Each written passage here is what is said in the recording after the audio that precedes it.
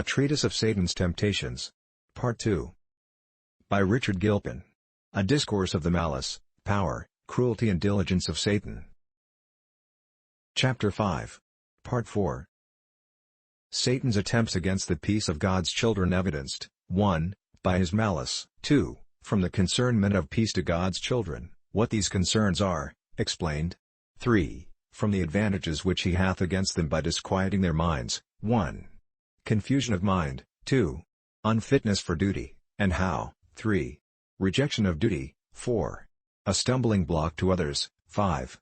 Preparation of the mind to entertain venomous impressions, and what they are, 6. Bodily weakness, 7. Our miseries, Satan's contentment. Now the devil labors to improve the sorrows of the mind, to give a quite contrary construction. If they are afflicted, instead of saying, sorrow may endure for a night, but joy will come in the morning, Psalms 30:5, or that for a little while God hath hidden himself, he puts them to say, this darkness shall never pass away. If the grief be little, he drives them on to a fearful expectation of worse. As he did with Hezekiah, Isaiah 38:13, I reckon till morning, that, as a lion, so will he break all my bones. From day even to night wilt thou make an end of me. If God purpose to teach us by inward sorrows or pride of heart, carelessness, neglect of dependence upon him, the bitterness of sin, or the like, the devil will make us believe, and we are too ready to subscribe to him, that God proclaims open war against us, and resolves never to own us more. So did Job, chapter 19:6, know now that God hath overthrown me, and compassed me with his net. How often complained he, thou hast made me as thy mark, thou hast broken me asunder, thou hast taken me by my neck and shaken me to pieces. So also Haman, Psalm 88:14, why castest thou off my soul? Why hidest thou thy face from me? 4. Upon this occasion the devil is ready to envenom the soul with sinful wishes, and execrations against itself. Eminent saints have been tempted in their trouble to say too much this way. Job solemnly cursed his day, Job 3:3, let the day perish wherein I was born, and the night in which it was said, there is a man-child conceived, etc. So also Jeremiah, chapter 20:14, cursed be the day wherein I was born, let not the day wherein my mother bare me, be blessed. Cursed be the man who brought tidings to my father, saying, a man-child is born unto thee. And let that man be as the cities which God overthrew, and repented not. Strange rashness! What had the day deserved? Or wherein was the messenger to be blamed? Violent passions hurried him beyond all bounds of reason and moderation. When troubles within are violent, a small push sets men forward, and when once they begin, they are carried headlong beyond what they first intended. 5. On this advantage the devil sometimes emboldens them, to quarrel God himself directly. When Job and Jeremiah cursed their day, it was a contumely against God indirectly. But they durst not make bold with God at so high a rate as to quarrel him to his face. Yet even this, are men brought to often when their sorrows are long-lasting and deep. The devil suggests, can God be faithful, and never keep promise for help? Can he be merciful, when he turns away his ears from the cry of the miserable? Where is his pity, when he multiplies his wounds without cause? Though at first these cursed intimations do a little startle men, yet when by frequent inculcating, they grow more familiar to the heart, the distressed break out in their rage with those exclamations, where is the faithfulness of God? Where are his promises? Hath he not forgotten to be gracious? Are not his mercies clean gone? And at last it may be, Satan leads them a step higher, that is. 6. To a despairing desperateness.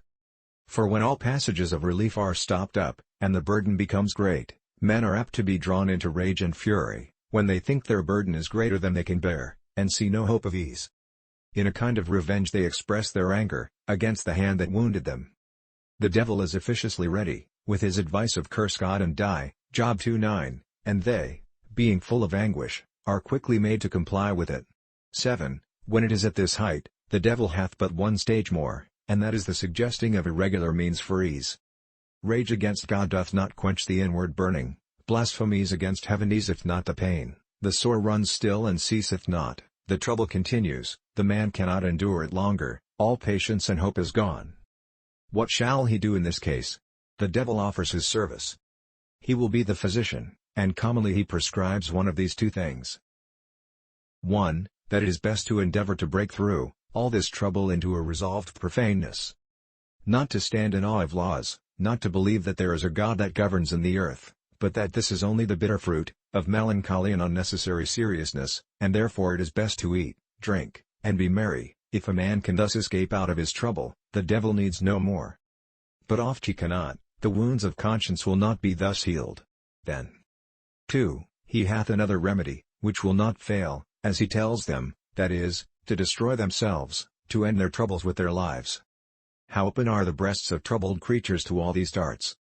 And were it not that God secretly steps in, and holds the afflicted with his right hand, it is scarce imaginable, but that wounded consciences should by Satan's subtle improvement, of so fair an advantage, be brought to all this misery.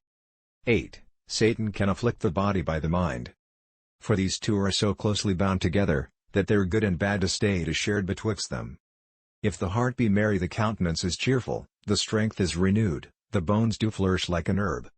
If the heart be troubled, the health is impaired, the strength is dried up, the marrow of the bones wasted, etc.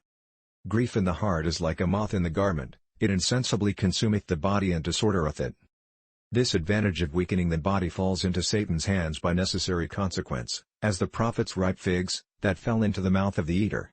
And surely he is well pleased with it, as he is an enemy both to body and soul. But it is a greater satisfaction to him, in that as he can make the sorrows of the mind produce the weakness and sickness of the body, so can he make the distemper of the body, by a reciprocal requital, to augment the trouble of the mind. How little can a sickly body do! It disables a man for all services. He cannot oft pray, nor read, nor hear. Sickness takes away the sweetness and comfort of religious exercises. This gives occasion for them to think the worse of themselves. They think the soul is weary of the ways of God, when the body cannot hold out.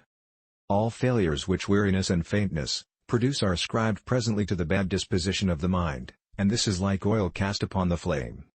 Thus the devil makes a double gain out of spiritual trouble. 9. Let it be also reckoned among the advantages, which Satan hath against men from trouble of spirit, that it is a contentment to him, to see them in their miseries.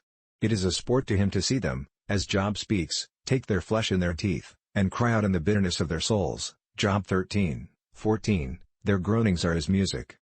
When they wallow in ashes, drown themselves in tears, roar till their throat is dry, spread out their hands for help, then he gluts his heart in looking upon their woes. When they fall upon God with their unjust surmises, evil interpretations of providence, questioning his favor, denying his grace, wishing they had never been born, then he claps his hands and shouts a victory.